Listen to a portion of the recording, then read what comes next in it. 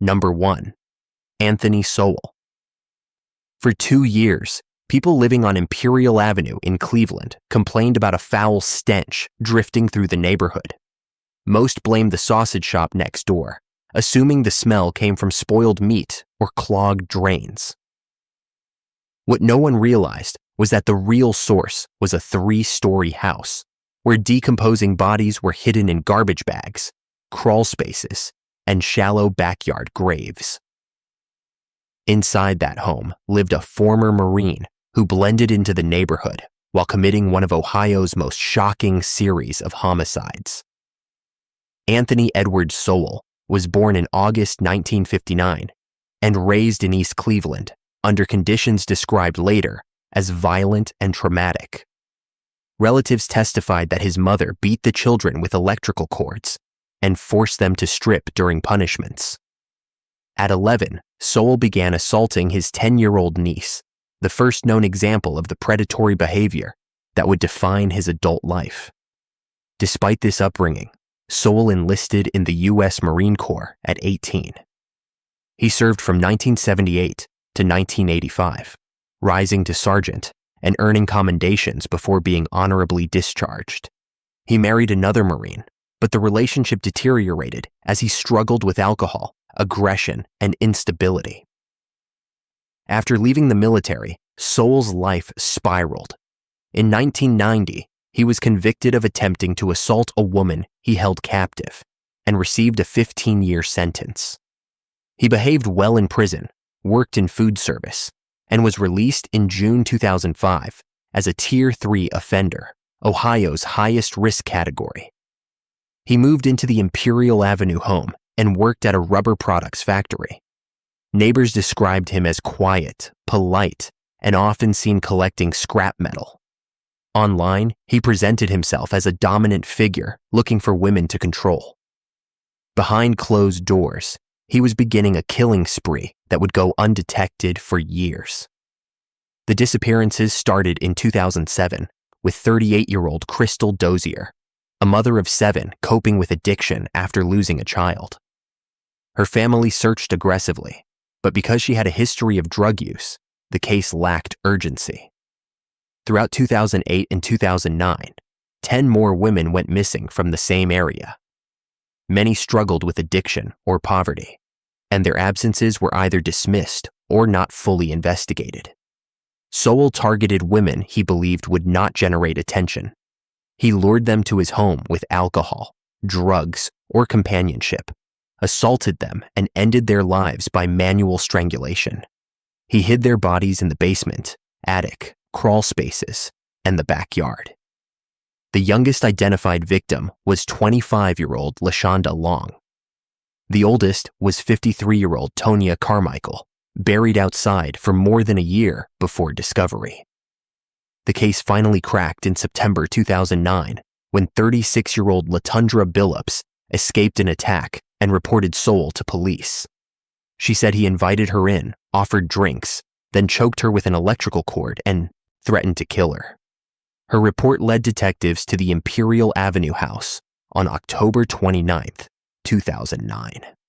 Sowell wasn't home, but the officers immediately noticed the overwhelming odor that neighbors had complained about for years.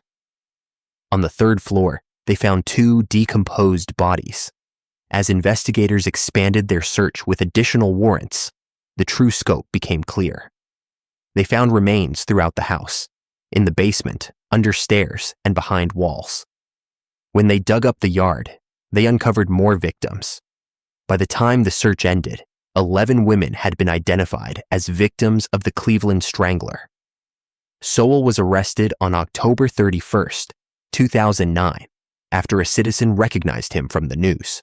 A grand jury indicted him on 85 counts, including aggravated homicide, kidnapping, and abuse of corpses.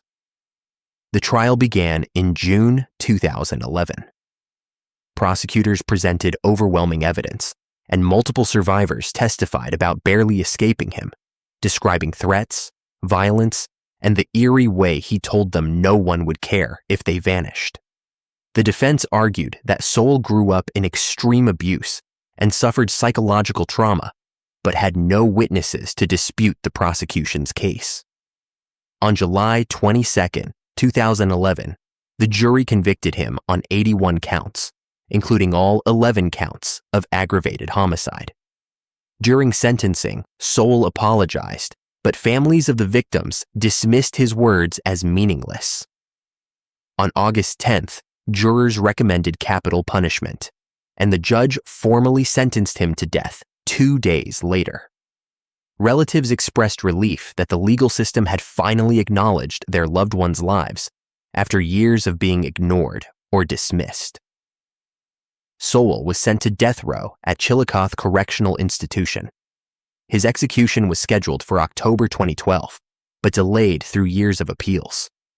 The Ohio Supreme Court upheld his conviction in 2016, and the U.S. Supreme Court declined review in 2017. Meanwhile, the city demolished his home in 2011, and in 2021, a memorial called the Garden of 11 Angels was opened at the site, honoring the women whose lives were taken. On January 21, 2021, Sowell was transferred to a medical unit in Columbus with a terminal illness. He died on February 8th at age 61, never facing execution. His death brought mixed reactions: relief that he could never harm anyone again, and frustration that he avoided the penalty he was given. The case remains one of Cleveland's darkest chapters, exposing how systemic failures and biases allowed a predator to operate in plain sight. And while Sowell's crimes shocked Ohio, another predator would soon emerge in the same region, one whose exposure began with a whispering call for help from inside an abandoned house. Number 2. Shawn Grate. The 911 call began as a whisper. A terrified woman, barely audible, told the dispatcher she was tied up inside an abandoned house in Ashland, Ohio. "He's sleeping next to me," she breathed. She explained she had been held for days. The dispatcher guided her through staying calm and giving her location. Then a sudden noise cracked through the line. "Oh no, I think I woke him up." The call cut out. Officers raced toward the address, not knowing that this whispering voice had just exposed a predator who had been striking across northern Ohio for nearly a decade. Shawn Michael Grate was born in August 1976 in Marion, Ohio. His parents separated early, and when he was 11, his mother moved to Kentucky with her boyfriend, leaving Shawn and his brother with their father. Relatives later described this abandonment as a turning point. His half-sister said he carried deep resentment, especially toward his mother and her partners. Despite this turmoil, classmates at River Valley High School saw him as charismatic and popular, especially with girls. He hid the anger that simmered underneath. His baseball career ended after surgery for a tumor in his arm, and a court-appointed psychiatrist later described him as emotionally detached and depressed during his teenage years. Red flags surfaced quickly. At 18, he was arrested for choking his girlfriend. After graduating in 1995, he and a juvenile accomplice broke into a home in Marion County, stealing jewelry and cash. He was convicted in early 1997 and served just months before being released in October that year. After that, he lived a drifter's life, moving between counties, working odd jobs, dating women, and keeping a low profile. What authorities didn't know was that behind this instability, Grate had begun targeting vulnerable women, those battling addiction, poverty, or unstable housing. Women whose disappearances, in his mind, would not spark urgent investigations. His first known victim, 23-year-old Dana Lowry, was a mother of two from Louisiana who sold magazine subscriptions. In 2006, Grate claimed she tried to scam him, and he ended her life in the basement of his Marion home. Her remains were found in 2007, but went unidentified for 13 years. Years later, he casually admitted to detectives where he left her body.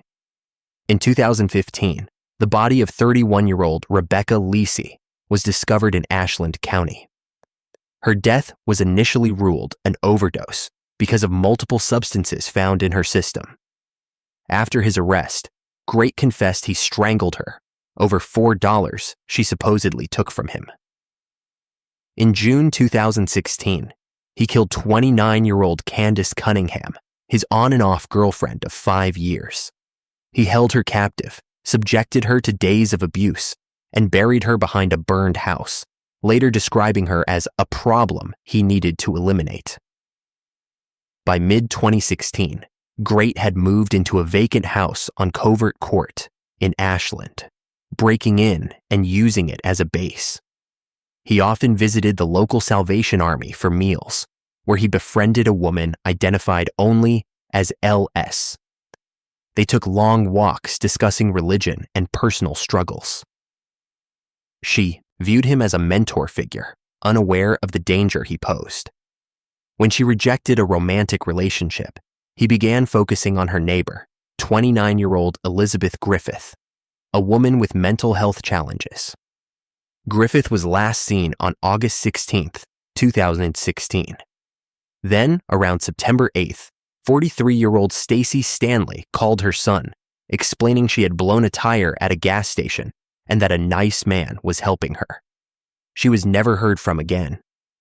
The nightmare ended on September 13th when LS, having been held captive for 3 days, managed to reach a phone while Grate slept beside her.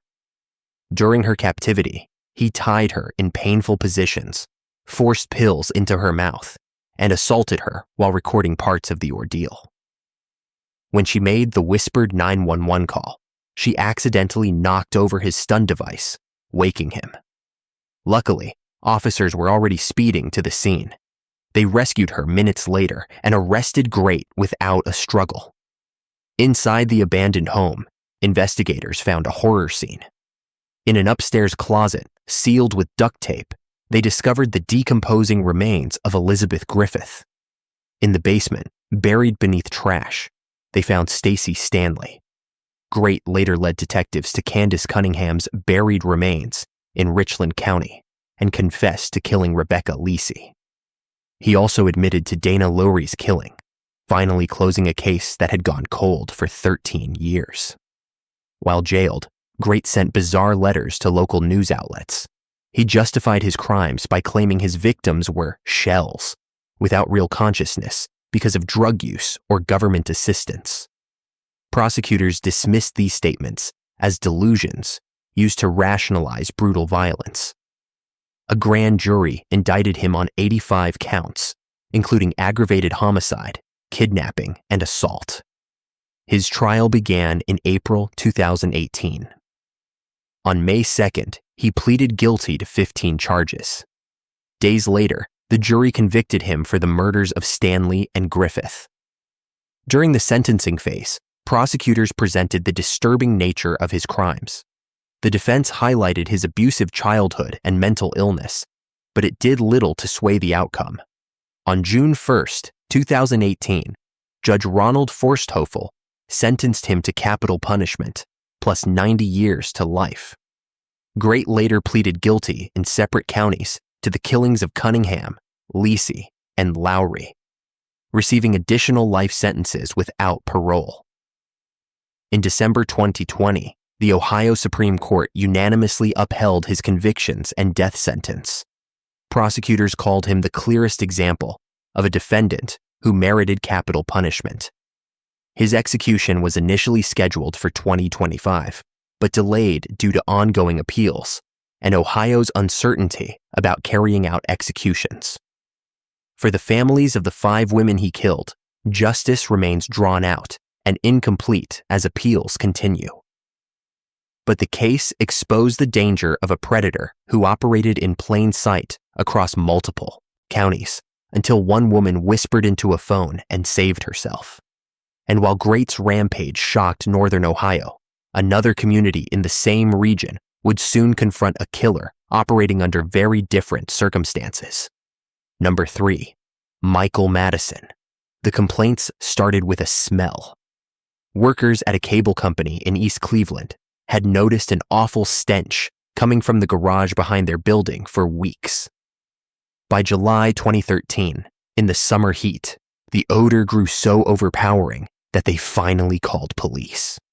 Officers opened a large garbage bag wedged between a car and the garage wall.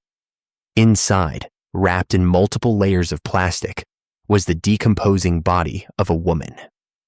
Within a day, investigators found 2 more victims nearby, all hidden within a short walk of the same small apartment building. And as the investigation unfolded, the question became how a man already registered as a high-risk offender managed to take 3 lives without anyone realizing what was happening. Michael Madison was born in October 1977 in East Cleveland.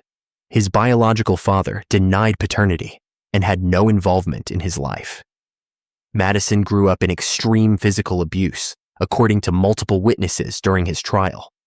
His mother, Diane, beat him with cords, scalded him with hot water, and forced food down his throat until he vomited. One of her boyfriends struck him so hard, he suffered hearing loss. The violence in the home shaped Madison deeply. He struggled with behavioral issues and emotional instability from childhood onward.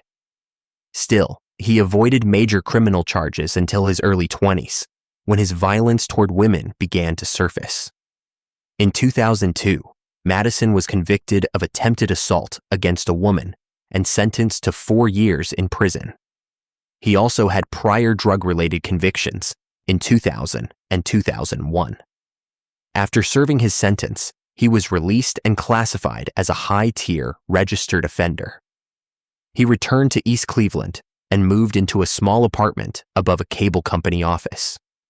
Neighbors described him as quiet, polite, and often seen with different women. Behind this facade, he was spiraling into darker obsessions. A former girlfriend later testified that Madison was fixated on Anthony Sowell, the Cleveland serial offender whose crimes had been uncovered in 2009, and studied his case with disturbing interest. Madison's known homicides began in 2012. 28-year-old Shatisha Sheely disappeared after visiting his apartment. Her family filed a missing persons report, but nothing came of it. Madison later admitted he strangled her, left her body in his home, then stuffed her into plastic bags and hid her in the garage behind his building. The next victim, 38-year-old Angela Deskins, was last seen in May 2013. A friend testified that Madison picked her up at an abandoned barbecue spot. Madison later claimed he couldn't remember what happened, but her DNA was found in his apartment. Her remains were eventually discovered in the basement of a vacant house near his residence, also wrapped in plastic. His final known victim was 18-year-old Sherelda Terry, last seen leaving her summer job at an elementary school in July 2013. Madison had contacted her by text, lying about his age and life to gain her trust. After she vanished, Madison's girlfriend noticed strange behavior. She saw a fresh injury on his nose, which he explained away. More concerning was the increasingly strong odor coming from his apartment. Madison tried to blame dead raccoons, sweating nervously when questioned.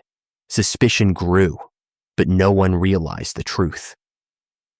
On July 19th, after the cable company made the complaint, officers found Sheely's body in the garage. The next day, they discovered Terry's body in a nearby overgrown lot and found Deskins in the basement of a vacant home. All 3 victims had been wrapped in multiple layers of bags. Forensic reports confirmed that Terry and Sheely had been strangled. Deskins' cause of death was undetermined due to advanced decomposition. Madison was arrested days later. During several days of interrogation, he gave a 4-page confession. He admitted to choking Sheely and acknowledged being present when the others died, though he claimed memory loss during the violent moments. His statements showed a disturbing lack of remorse. A Cuyahoga County grand jury indicted him on 14 counts, including aggravated homicide, kidnapping, abuse of corpses, and weapons possession. Prosecutors announced they would seek capital punishment, citing the brutality of the crimes and the extended pattern of conduct. Madison's trial began in April 2016. The state presented overwhelming evidence: Madison's confession, forensic results, DNA linking victims to his apartment, and witness testimony placing the women with him shortly before they vanished. The defense focused on his childhood trauma, calling experts to describe the severe abuse he endured and the lasting psychological damage it caused.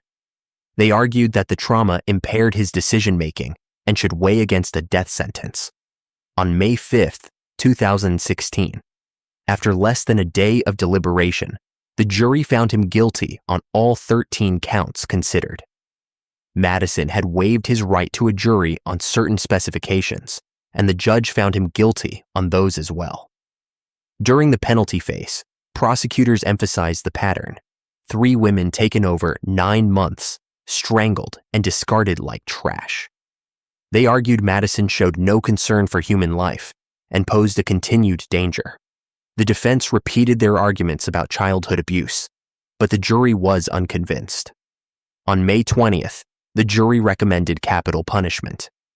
On June 2nd, 2016, Judge Nancy McDonnell formally sentenced him to death, plus 51 years to life for the remaining charges. The sentencing hearing produced one of the most memorable courtroom moments of recent years. During his impact statement, Sherelle Terry's father, Van Terry, turned toward Madison, became overwhelmed with emotion, and lunged across the courtroom.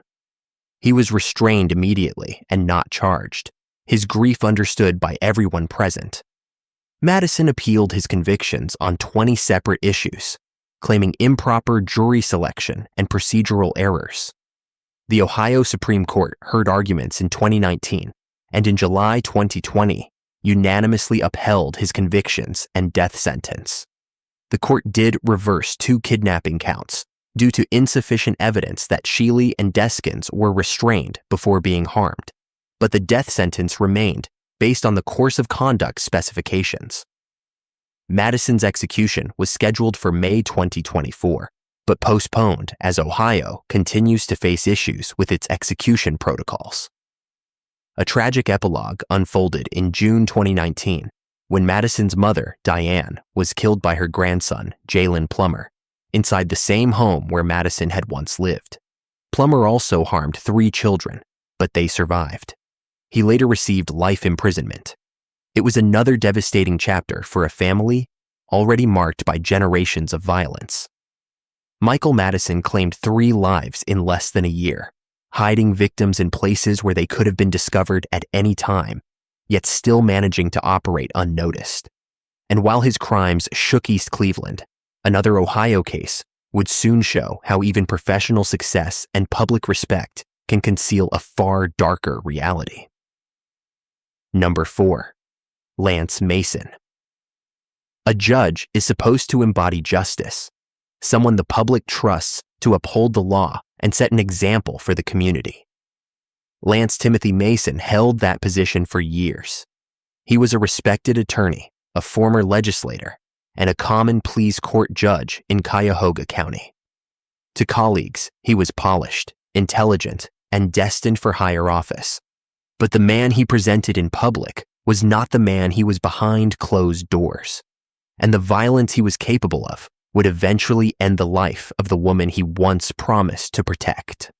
Lance Mason was born on August 26, 1967, and raised in the affluent suburb of Shaker Heights, Ohio. He graduated from the local high school, earned a bachelor's degree from the College of Worcester, and then completed his law degree at the University of Michigan in 1992. His career from that point seemed flawless. He served as an assistant prosecutor in the 1990s, worked as an aide to U.S. Representative Stephanie Tubbs Jones, and entered politics himself. In 2002, he was elected to the Ohio House of Representatives and rose to assistant minority whip. 2 years later, he moved to the Ohio Senate. In 2008, Governor Ted Strickland appointed him to the Cuyahoga County Court of Common Pleas. Mason handled criminal cases, wore the black robe, and appeared to be everything a public official should be. During this professional ascent, Mason married Aisha Fraser in 2005. Aisha was a beloved 6th grade teacher at Woodbury Elementary School. Kind, warm, and deeply loved by her students. They had 2 daughters, and from the outside, looked like a successful family. But inside the home, the marriage had deteriorated. By early 2014, Aisha moved out, seeking distance from a relationship that had become volatile and unsafe. Everything changed on August 2nd, 2014. Mason was driving with Aisha and their daughters after a family funeral when he suddenly exploded in violence. He punched Aisha repeatedly, grabbed her by the hair, and smashed her head into the dashboard and center console multiple times, breaking a bone in her skull. He bit her, choked her, and continued the assault even after she escaped the vehicle. Their daughters watched from the back seat in terror, witnessing their father nearly kill their mother. Aisha filed for divorce 2 days later. Police arrested Mason on charges including felonious assault, kidnapping, domestic violence, and child endangerment. A search of his home uncovered more disturbing details. More than 2,500 rounds of ammunition, multiple rifles, shotguns, handguns, a bulletproof vest, smoke grenades, and a sword. The arsenal raised obvious concerns about what he might have been preparing for. Aisha needed reconstructive facial surgery and later won a civil judgment for $150,000. Professionally, Mason's collapse was immediate. The Ohio Supreme Court suspended him from practicing law. He resigned from the bench, and he pleaded guilty in 2015 to attempted felonious assault and domestic violence. Despite the severity of the attack and the weapons cache, he received a 2-year sentence and served only 9 months before being released early. Prominent public figures wrote letters supporting leniency, calling his actions out of character. In 2017, the city of Cleveland hired Mason as Minority Business Development Administrator, paying him $45,000 per year. Mayor Frank Jackson defended the decision, saying Mason was the most qualified candidate. Critics called it insulting to domestic violence survivors. Meanwhile, Aisha continued teaching, raising her daughters, and trying to rebuild her life. A protection order barred Mason from contacting her. By 2018, Mason's resentment had intensified. He later claimed he was protective of his daughters after learning a family member had once been harmed, but nothing could justify what happened next. On November 17, 2018, Aisha drove to Mason's sister's home in Shaker Heights to drop off their daughters. Mason ambushed her in the driveway and stabbed her repeatedly. His sister immediately called 911, telling the dispatcher that her brother was killing Aisha as the children screamed in the background. When police arrived, Mason fled in Aisha's car, crashed into a Shaker Heights police cruiser, and severely injured Officer Adam Flint. He then ran back into his sister's house, where officers subdued and arrested him. Body camera footage showed Mason, covered in blood, with a deep wound on his own wrist. Aisha Fraser was pronounced deceased at the scene. She was 45 years old. The Shaker Heights community was devastated. Schools closed for 2 days. Counselors met with students. Hundreds gathered for vigils honoring the teacher they loved. Meanwhile, a grand jury indicted Mason on charges, including aggravated homicide, felonious assault, violating a protection order, and grand theft. On August 20th, 2019, Mason pleaded guilty to all charges. He told the court he wanted to spare his daughter from testifying. At sentencing on September 12th, Aisha's family delivered emotional statements demanding the maximum penalty. Her mother called Mason a monster. Her godmother asked why he should have any hope when Aisha had none. Mason apologized, saying he accepted responsibility, words that meant nothing to the people mourning her. Judge John Haas sentenced him to life in prison with parole eligibility after 35 years, plus an additional 5 years for injuring Officer Flint. Mason will be 87 before he can even request parole. Prosecutors had asked for life without parole, but accepted the sentence knowing Mason will spend most of his remaining life behind bars. Aisha's death led to the drafting of Aisha's Law, aimed at improving the handling of domestic violence cases in Ohio, though the legislation has faced delays. Mason remains incarcerated, a former judge who once sentenced others, now living out his years under the same system he once represented. His case shows how status, education, and public praise mean nothing when someone is capable of violence, and how institutions can fail victims by assuming a respected figure poses no threat. And while Mason's brutality shocked the state, Ohio would soon confront yet another predator whose crimes spanned nearly 2 decades before anyone connected the pattern. Number 5. Robert Rembert Jr.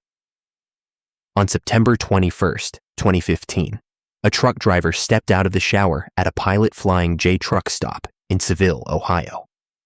As he walked into the parking lot, law enforcement officers swarmed him with weapons drawn. They'd been searching for a red Saturn Vue, stolen from a woman who would never drive it again.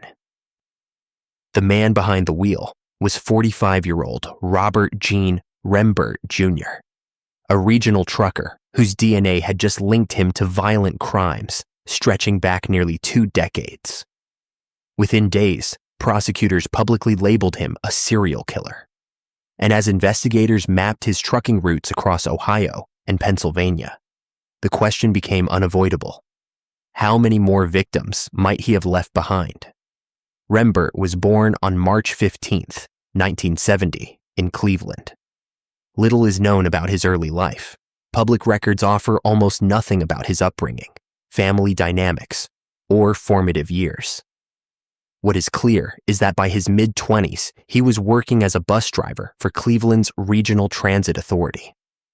That job gave him access to employee-only areas, restrooms, and facilities that required internal codes. Privileges that would later prove significant. To co-workers, he appeared like any other working-class man trying to build a stable life. But beneath that surface, violent impulses were already turning into action.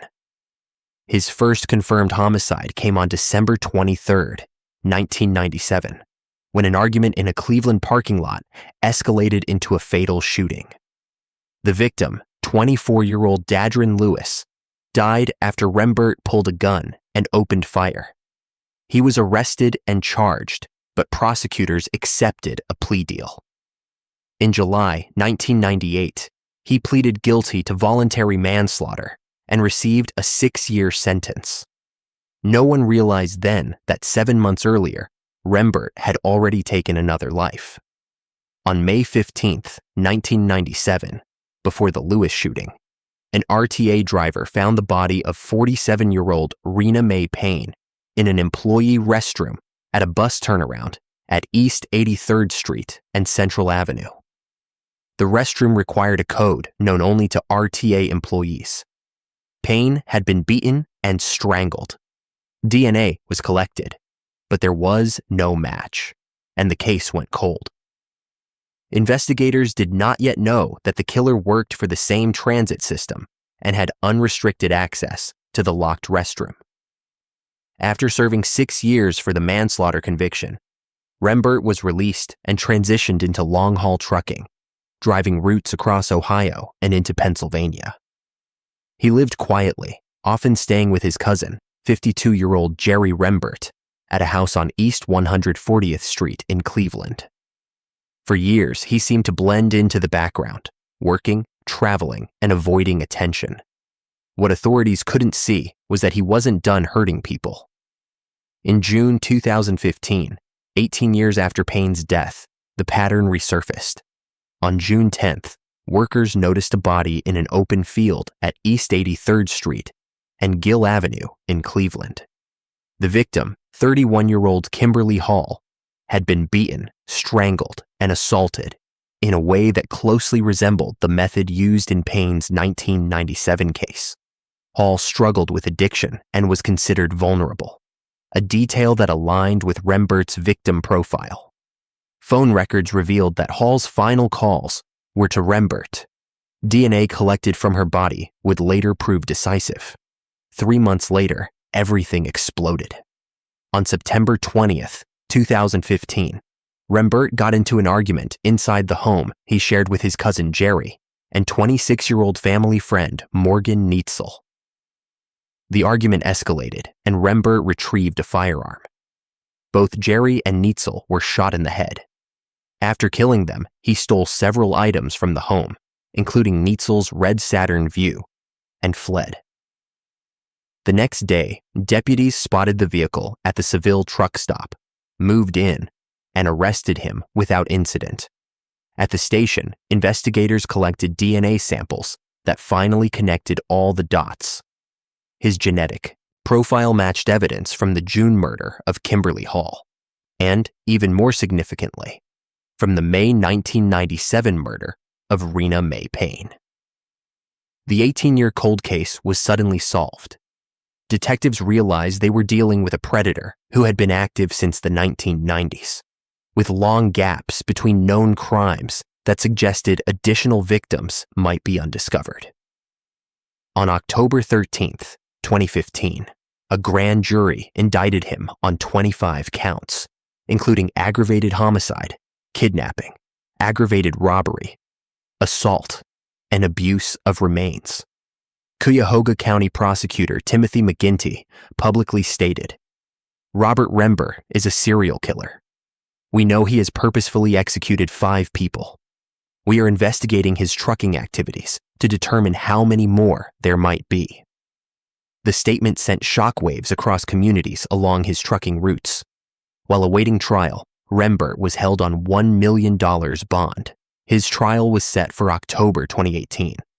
But on the morning it began, before opening statements, Rembert made a calculated move. He pleaded guilty. He admitted to killing Rena Mae Payne in 1997, Kimberly Hall in 2015, and both Jerry Rembert and Morgan Neitzel in 2015. Prosecutors had been considering capital punishment, but his plea agreement took that option off the table.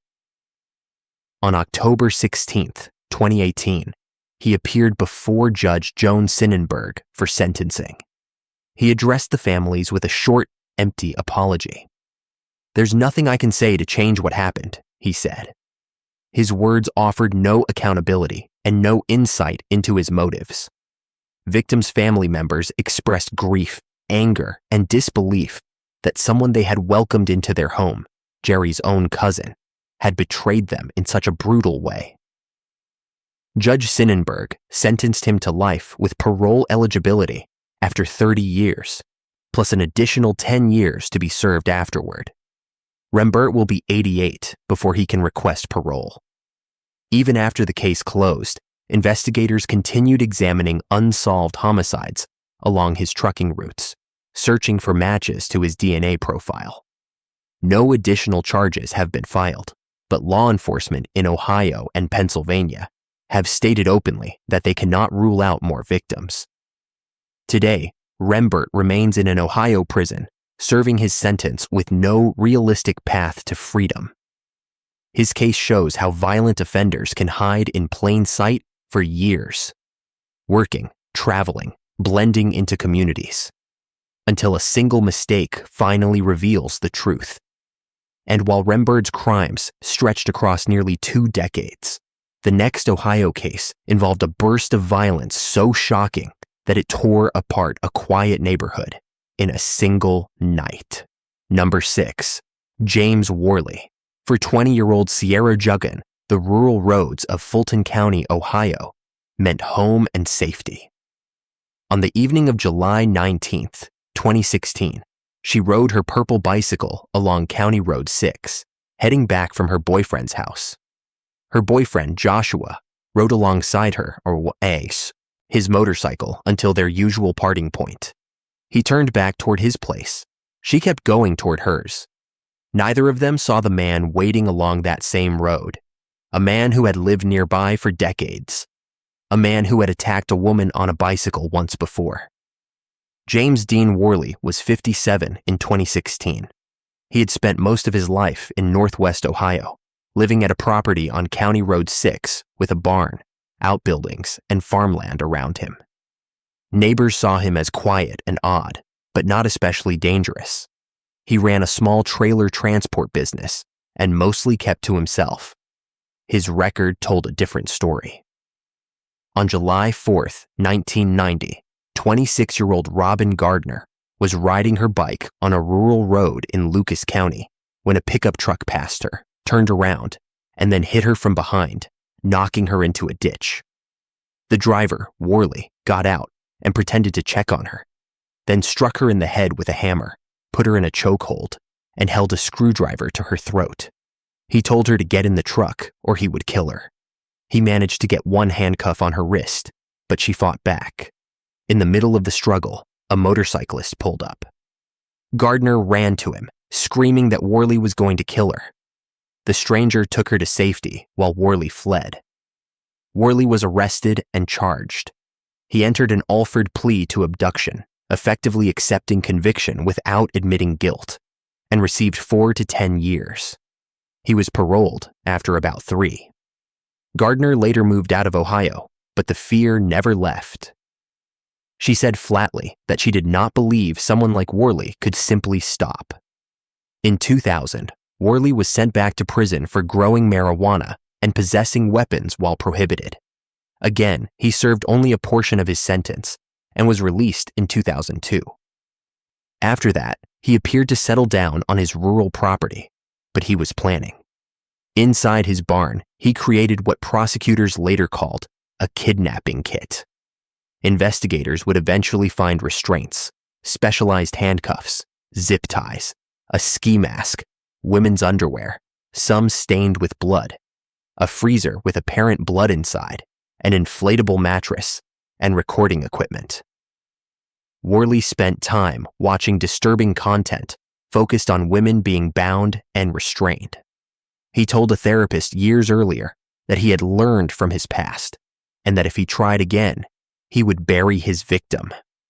On July 18th and 19th, 2016, he searched online for specific women's clothing and intimate items. The next day, he was on the same road Sierra used every day. Around 6:45 p.m., after she and Joshua parted, Worley was riding his motorcycle on County Road 6. Evidence suggests he passed her, turned around, and waited in a cornfield ahead of her route. When she rode by, he struck her from behind, likely with his helmet, causing a skull fracture and knocking her into the corn.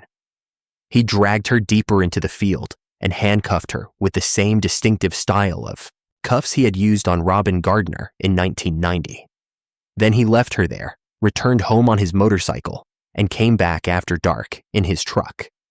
He took Sierra to his barn, bound her extensively with rope, dressed her in specific clothing, and shoved a rubber dog toy into her mouth, securing it. The toy completely blocked her airway.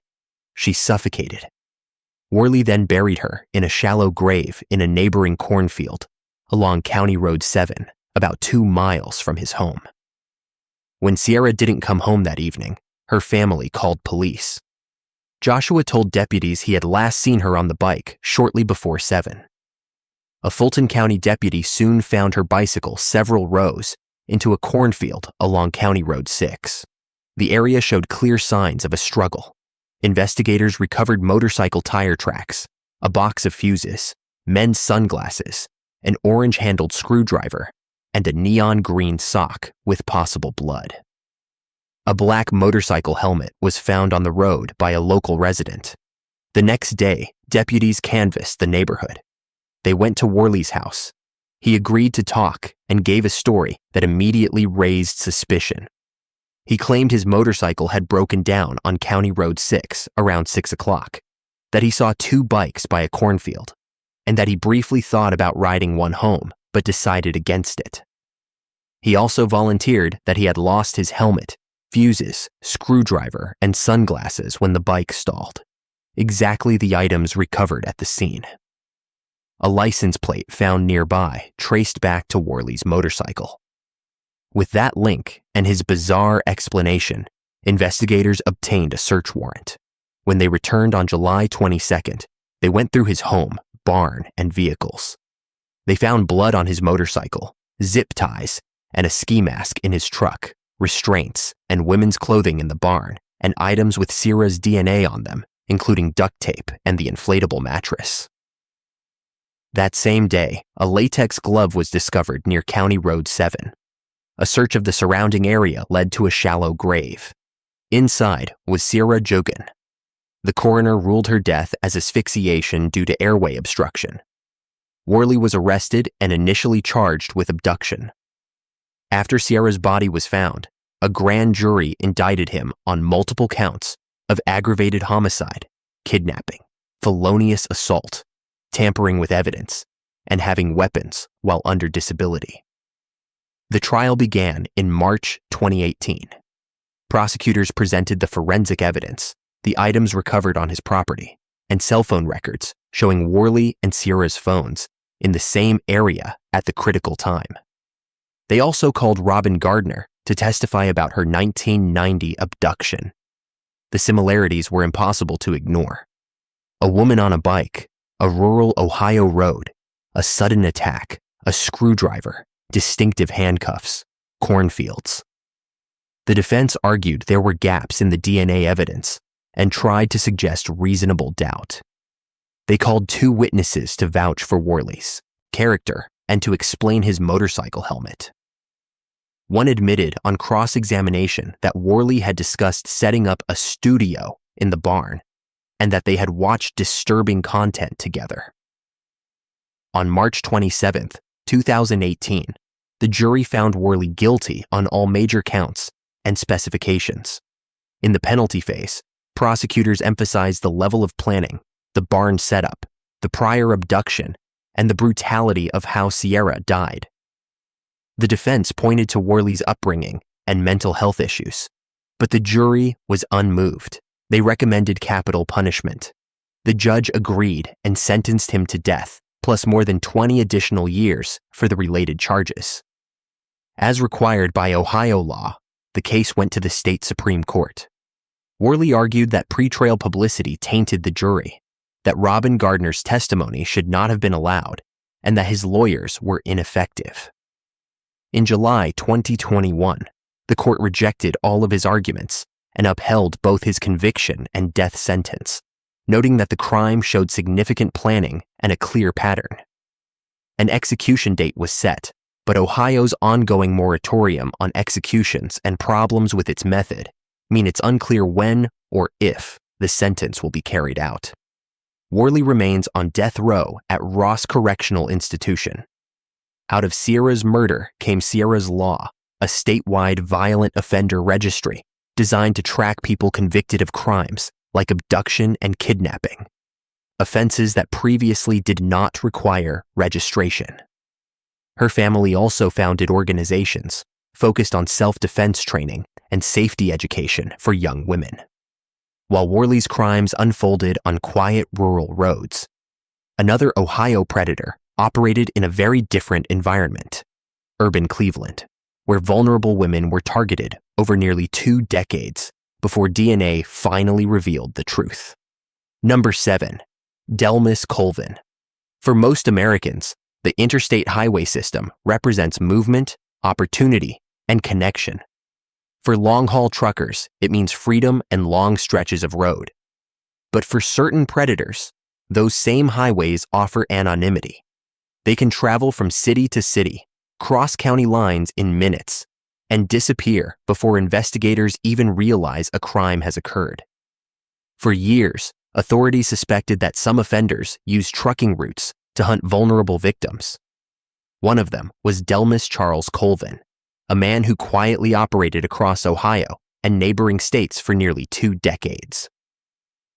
By the time DNA finally caught up with him in 2005, investigators realized they had been dealing with someone far more prolific than they ever imagined. Dellmus Colvin was born on August 3, 1959, and raised on a farm outside Akron, Ohio. He later described his childhood as normal. He wrestled, played football, hunted, and showed no obvious behavioral red flags. He did not set fires, torture animals, or display the typical early markers associated with violent offenders. In his own words, that was exactly why he flew under the radar. Despite that outward normalcy, Colvin later admitted that violent thoughts began in his teens, directed first toward his stepmother. He never acted on them then, but the impulses were already forming. After high school, Colvin became a professional driver, eventually working as a taxi operator in Atlantic City during the mid-1980s. It was around this period that early warning signs emerged.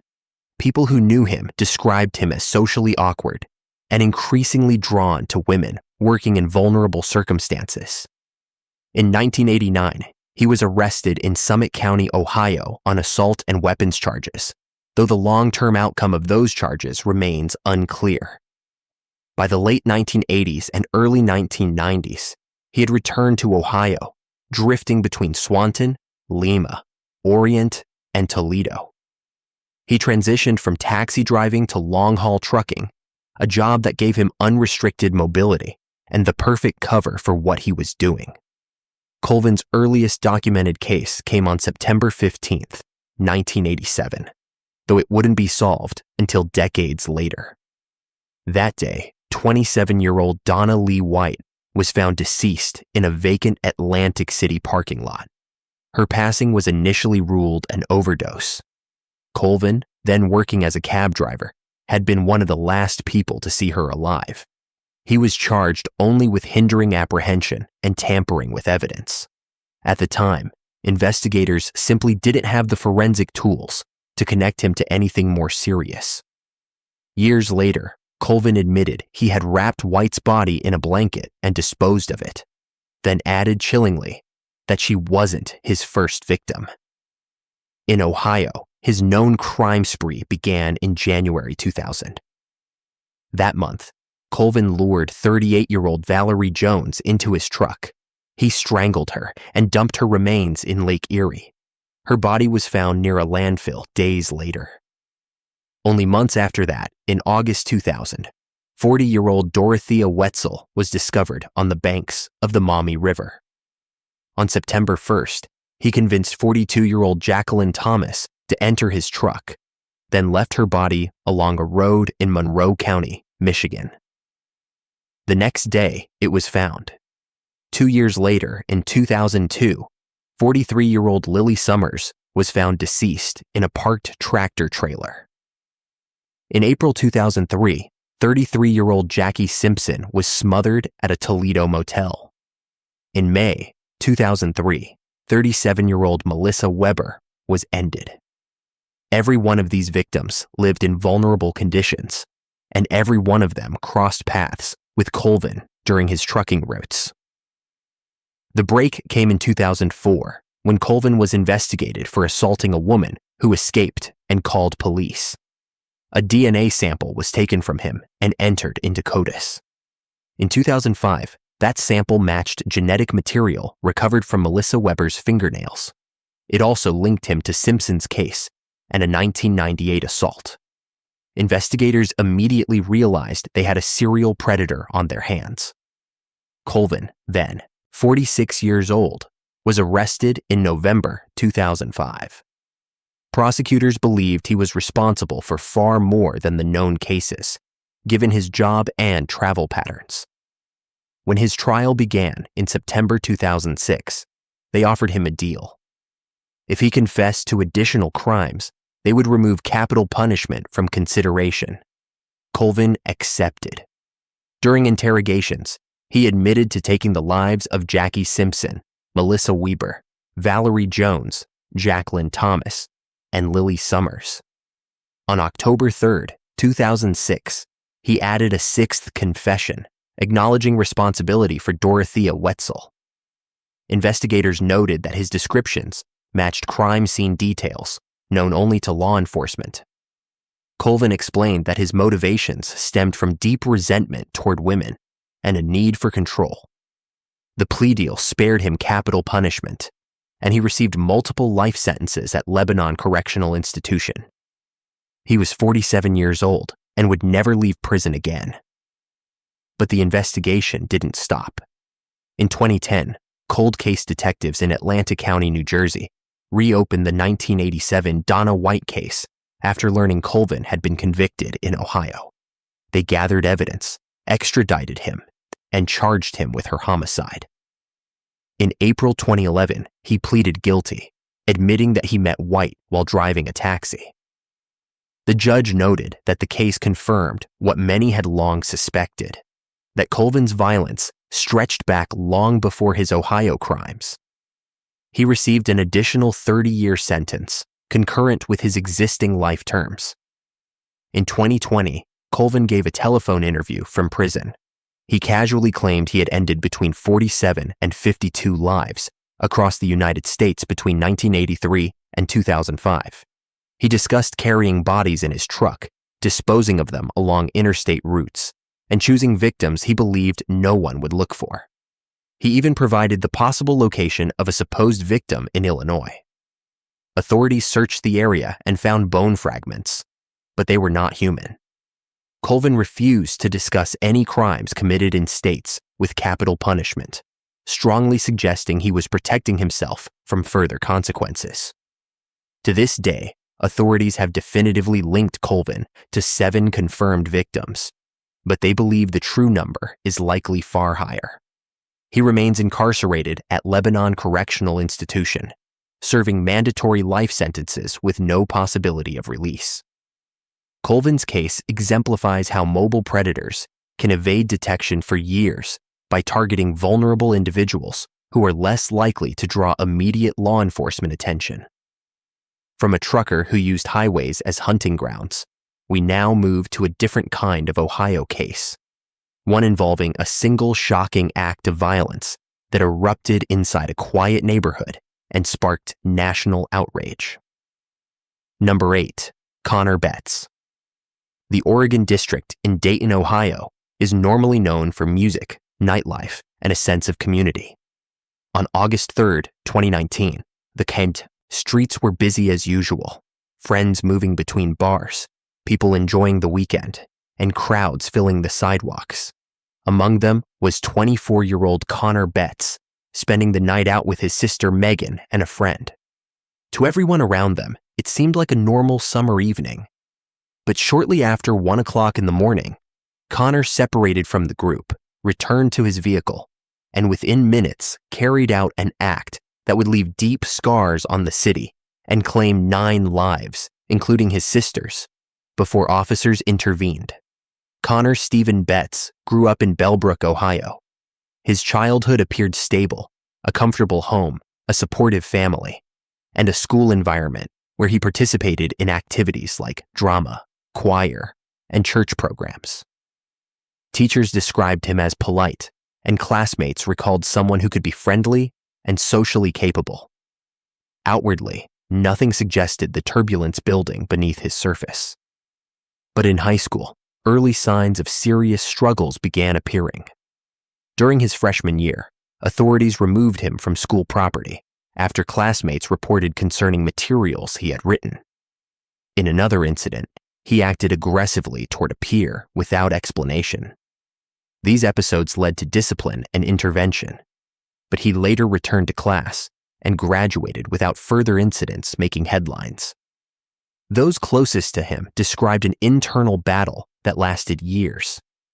A former girlfriend said he dealt with periods of intense self-hatred, episodes that resembled hallucinations, and fears that he was losing control of his own thoughts. He talked openly about his mental health challenges and his belief that he should not own firearms because of the thoughts he experienced. Friends later confirmed that he also struggled with substance issues during parts of his early adulthood and had attempted to quit abruptly more than once. After graduating in 2013, Connor briefly attended Wright State University, but withdrew after poor academic performance. Over the next several years, he held different jobs, retail, food service, landscaping, while trying to find direction. He also became involved in a niche music group known for extreme lyrics, though he was removed from the band in 2019. That same year, he attempted to restart his education at Sinclair Community College, planning to study psychology. He even mapped out courses for the upcoming semester, indicating he was trying to stabilize his life. But privately, Connor was heading in the opposite direction. The FBI later concluded that throughout 2019, he was dealing with a combination of emotional setbacks, breakups, loss of friendships, substance-related difficulties, and long-term mental health symptoms that had gone untreated. Investigators also found that he was consuming an unhealthy amount of violent material online and had shown this type of content to people he dated, framing it as academic interest. People close to him acknowledged the behavior was unusual but didn't realize it was escalating. In the months leading up to August 2019, Connor purchased a firearm legally, despite federal regulations prohibiting purchases by individuals using certain substances. He asked a friend, Ethan Colley, to help obtain accessories, though Colley later said he had no idea how the items would be used. Colley eventually pled guilty to unrelated federal charges involving possession of items he was not permitted to have, but investigators found no evidence he was aware of Connor's plans. On the evening of August 3rd, Connor, Megan, and their friend arrived at the Oregon District and visited Blind Bob's bar. Footage showed them laughing, talking, and moving between venues. Nothing appeared out of the ordinary. Sometime around midnight, Connor stepped outside alone and walked to his parked vehicle. Just after 1 a.m. on August 4th, he approached the crowded 5th Street area near the entrance of a popular bar and began firing at people in the immediate area. Chaos erupted instantly. Within 30 seconds, responding Dayton police officers, already patrolling the district, rushed toward the sound and engaged him. Their rapid response stopped him at the entrance of the bar, preventing even greater loss. Officers ended the threat at the scene, and Connor did not survive. His sister Megan was among those who lost their lives, along with 8 others, and many more were injured. The community went into mourning almost immediately. Vigils filled the Oregon District in the days that followed. Schools closed, counseling services were offered, and the city tried to process what had happened. Public officials visited the site and met with grieving families. Dayton residents described the event as one of the darkest moments in the city's history. Because the perpetrator did not survive, the legal process took a different path. Instead of a trial, a massive federal investigation unfolded. The FBI, Dayton police, and multiple agencies conducted more than 100 interviews, reviewed hundreds of hours of footage, and examined digital evidence from Connor's devices. Their behavioral analysis report, released in November 2021, concluded that he acted alone, was not directed by any group, and did not carry out the attack because of political beliefs. Instead, investigators cited a long buildup of personal stress, untreated mental health struggles, fixation on violent material, and the collapse of several stabilizing factors in his life. The investigation also addressed how he obtained the firearm. Evidence suggested he gave false information during the purchase process related to his drug use, a federal offense. Colley, the friend who had helped him acquire accessories, received a federal sentence for providing false statements on unrelated forms and possessing items he was not allowed to have, but was cleared of any involvement or awareness of the attack. The families of those lost continue to mourn publicly and privately.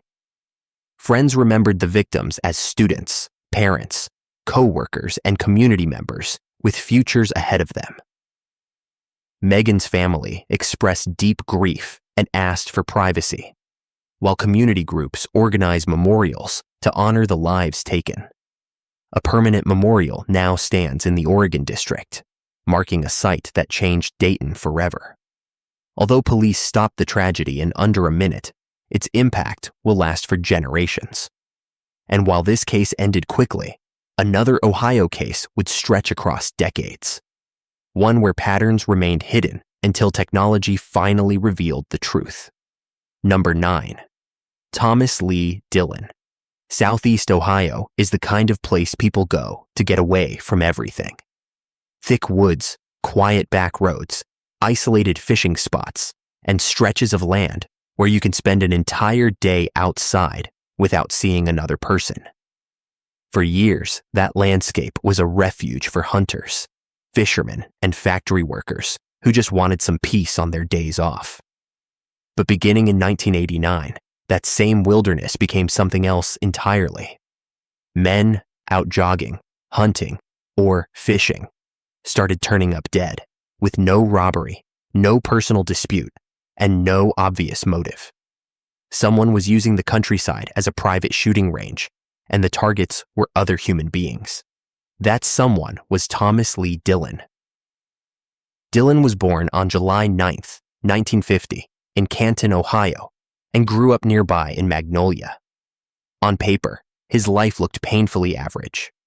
He graduated from Ohio State University in 1972 with a journalism degree, took a job as a draftsman with the Canton Water Department, kept that job for over a decade, got married, and had a son. Neighbors knew him as quiet, a bit odd, but not openly threatening. He liked hunting, guns, and driving the back roads of rural Ohio. Among his friends, he had a nickname, Killer, because he bragged constantly about how many animals he'd taken. People thought it was just dark humor. It wasn't. Privately, Dillon lived almost entirely in his own head. He spent long drives fantasizing that he was someone important, a wealthy businessman, a heroic doctor, a star quarterback, or, most often, a covert soldier on a mission. He later claimed he heard voices pushing him toward violence, but psychiatrists who examined him concluded he knew right from wrong and did not meet the legal standard for insanity. He admitted to setting numerous fires and to harming large numbers of animals over the years. It was a textbook escalation pattern that nobody around him ever really saw for what it was. His first known human victim was 35-year-old jogger Donald Welling. On April 1st, 1989, Welling was out for a run along a quiet road in Tuscarawas County. Dillon drove up behind him, stopped, and shot him once from close range, then drove away. There was no robbery, no argument, no connection between them. Local authorities investigated hard, but with no witnesses and almost no physical evidence, the case stalled. It looked like a random, unsolvable killing. For more than a year after that, nothing obvious happened. Investigators now suspect there may have been other incidents that were never linked, but there was no confirmed pattern until November 10th, 1990. That morning, 21-year-old steelworker and bow hunter Jamie Paxton went out to hunt in Belmont County. He never came home. Friends found him deceased in a field. Again, no robbery, no clear motive, just a young man taken from his family while doing something he loved. The randomness of it devastated the community. Jamie's mother began writing open letters to the unknown offender in the local paper, pleading for answers. Shockingly, someone wrote back anonymously and admitted responsibility in a cold, detached way. The letter claimed there was no personal hatred, just an irresistible compulsion to shoot. It offered nothing useful for investigators. 18 days later, on November 28th, 1990, another outdoorsman was killed. 30-year-old hunter Kevin Loring, visiting from Massachusetts, was shot while deer hunting in Muskingum County. At first, his death was treated as a possible accident. Only later would investigators realize they were looking at the same type of calculated attack. On March 14th, 1992, 48-year-old fisherman Claude Hawkins was killed near the Wills Creek Dam in Coshocton County. Because the location was on federal land, the FBI joined the case. Finally, agencies began comparing notes. Investigators from multiple counties and the Ohio Department of Natural Resources met and realized they had something in common. Men engaged in outdoor activities, all in rural areas. all apparently targeted out of nowhere. On April 5th, 1992, Dillon struck again. 44-year-old fisherman Gary Bradley was killed in Noble County. At that point, law enforcement knew they had a serial offender on their hands, a hunter of humans operating across several counties. But knowing that and proving who it was were two different things. The shooter left almost nothing behind, no shell casings at the scenes, no clear pattern beyond men outdoors in rural Ohio, no obvious suspect. Forensic experts describe the offender as someone who killed for personal satisfaction, not money, not revenge, not ideology. That made him almost impossible to predict. In August 1992, with fear spreading through rural communities, the Plain Dealer ran a major article linking the killings and publishing an FBI profile of the likely offender. That profile turned out to be the turning point. One reader, Richard Fry, recognized the description. He had known Thomas Dillon for years. The article's reference to someone who roamed back roads, obsessed over guns, randomly shot at property and animals, and spent weekends alone in the woods matched his friend a little too well. Nervous but determined, Fry contacted authorities and told them everything he had seen. Dillon shooting out windows, taking pot shots at signs and vehicles for no reason, constantly driving around with weapons. Investigators quietly put Dillon under surveillance. What they saw backed up Fry's story. Dillon broke the law regularly, shooting at property and starting fires in isolated areas. Separately, he had already been caught with illegal firearm silencers and was on probation, with a condition that he not own or buy guns. He was still buying them. On November 21st, 1992, agents watched him purchase a rifle at a gun show in violation of his probation. That gave them what they needed. 6 days later, they arrested him. Search warrants were executed on his home, vehicle, office, and safe deposit box. To their frustration, the specific rifle used in the killings wasn't there.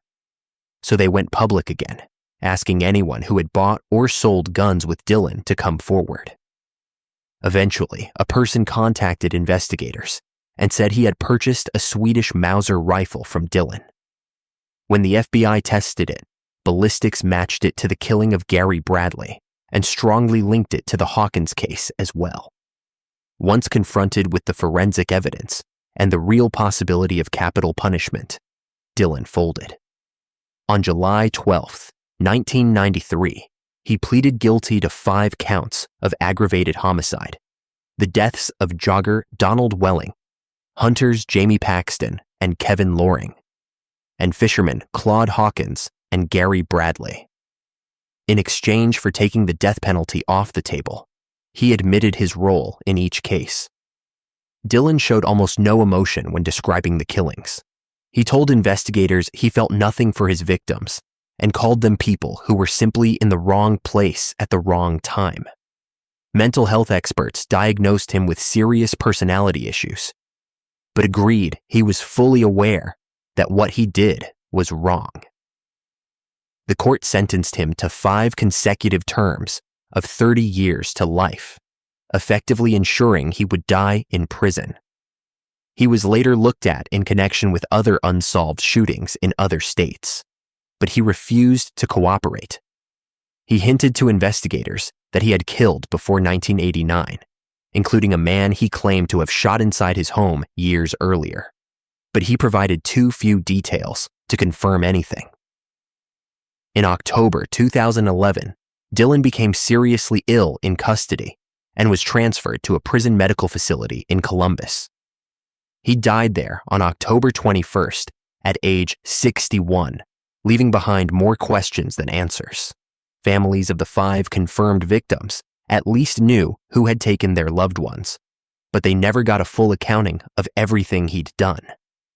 Thomas Dillon is remembered as one of Ohio's most chilling offenders, a man who looked ordinary, held a steady job, had a family. and treated human beings as targets on a landscape he believed belonged to him. And while his crimes were confined to one region, our final case involves a predator whose actions stretched across multiple states and decades, leaving victims and mysteries scattered all over the map. Number 10. Samuel Little. Most Americans know the names Ted Bundy, John Wayne Gacy, and Jeffrey Dahmer. Their crimes have been dissected in books, documentaries, and podcasts for decades. But there is another name that, by the numbers, eclipses all of them, and yet far fewer people recognize it. Samuel Little, a drifter with a long record of petty crime, eventually confessed to ending 93 lives between 1970 and 2005. The FBI later confirmed him as the most prolific serial killer in United States history, with at least 60 cases verified through DNA and corroborated details. His advantage was simple and brutal. He chose victims he believed nobody would fight for. Samuel Little was born Samuel McDowell on July 19, 1940, in Reynolds, Georgia, and spent much of his childhood in Lorain, Ohio, living with his grandmother in a working-class neighborhood near Lake Erie. Very little is known about his early years beyond instability and petty trouble. By 16, he was already being arrested for burglary. Through the 1960s, he developed a long rap sheet for theft, fraud, assault, and other offenses in multiple states. He never stayed anywhere long, drifting from town to town, always just below the level that would keep one police department focused on him for too long. In 1970, while jailed on minor charges in Cleveland, Little met a woman housed in a cell above his. They communicated through the floor, and once both were released, they began traveling together. Prosecutors later described what followed as a roaming, decades-long pattern of violence that crossed state lines over and over again. Little had traits that made him particularly dangerous. He had trained as an amateur boxer in his youth and understood how to use his strength. He could be persuasive when he wanted to be, especially with people who were struggling. Most disturbingly, he seemed to have a near photographic memory for faces and locations. Even years later, he could describe what a woman had been wearing, where he met her, and where he left her. But when it came to dates and distances, he was often wildly off, sometimes by a decade or by dozens of miles. He also had a clear target group. Little told investigators he focused on women who were homeless, battling addictions, or working in high-risk environments because he believed the system would not prioritize them. In many cases, he was right. He would offer a ride, drugs, or companionship, then drive to isolated areas, vacant lots, abandoned buildings, roadside pull-offs, or spots beneath overpasses. There, he attacked and ended their lives, usually leaving the scene immediately and moving on to another city. Forensic experts later noted that many of his victims' deaths had originally been classified as accidents, overdoses, or undetermined causes. His method often didn't leave the kind of internal, damage coroners normally associated with homicide, so cases were written off. Some victims were never found at all. Ohio appears repeatedly in Little's history. In 1984, he was in Cleveland's East Side when he met 21-year-old Mary Jo Payton at a bar near East 105th Street and Euclid Avenue. She left with him, and he later admitted taking her to an abandoned factory, ending her life in his vehicle, and dropping her body down a basement stairwell. Her remains were so decomposed when discovered that she could not be identified by sight. A facial reconstruction was created, but she remained unidentified until 1992, when her thumbprint finally matched an old missing person record. In August 1991, Little crossed paths with 32-year-old Rose Evans near East 55th and Central Avenue. She had left her hometown of Binghamton, New York, years earlier and had lived a transient life. Little offered her a ride, took her to a vacant lot on East 39th Street, and left her there after ending her life, partially covered with tires. She was found on August 24, 1991. Again, no suspect was identified at the time. That same year, 34-year-old mother of two, Rembert Jr, disappeared from Akron. Her body was later found in Firestone Metro Park. For decades, her case also sat unsolved. Years later, Little drew a woman from memory and labeled the sketch with Akron, left in woods, 1990 for one. When investigators showed that drawing to Tanderick's family, they recognized her immediately. Details Little provided matched information only the original detectives would have known. Little claimed at least 7 Ohio victims, though not all have been confirmed. In one unconfirmed case, he described a woman he said he met outside a Columbus nightclub in 1984 who asked for a ride to Miami. He recalled taking her south, ending her life somewhere between Columbus and Cincinnati, and leaving her on a rural hill in Covington, Kentucky. Despite the level of detail he gave, height, build, hair, and what he called a hippie look, no matching missing person record has ever been found. His long run finally began to unravel in September 2012, when he was arrested at a Kentucky shelter on a narcotics warrant and extradited to California. There, his DNA was compared to evidence from unsolved cases in Los Angeles. It matched 3 women, 41-year-old Carol Alford, 35-year-old Audrey Nelson, and 46-year-old Guadalupe Apodaca, all found in the late 1980s. In 2014, a Los Angeles jury convicted him of 3 counts of first-degree murder, and he received 3 life sentences without parole. At that moment, investigators thought they had solved 3 cold cases. They didn't yet realize he had been active across nearly the entire country. The real breakthrough came in 2018, when Texas Ranger James Holland began interviewing him about the 1994 death of Denise brothers in Odessa, Texas. Holland chose not to confront or attack Little. Instead, he treated him like a storyteller, listening for hours and letting him feel important. The strategy worked. Little, now in his late 70s and in poor health, understood that this was likely his last chance to control the narrative of his life. Over hundreds of hours of interviews, he began talking, not just about Texas, but about everything. He ultimately confessed to 93 killings between 1970 and 2005, spread across at least 19 states. The FBI's Violent Criminal Apprehension Program, along with Texas Rangers and local agencies, began the painstaking process of checking his claims, comparing them to missing person reports, autopsy records, and old files. When possible, they used DNA. In other cases, they relied on the precision of his memories, buildings that no longer existed, street layouts that had changed, small details of clothing or jewelry.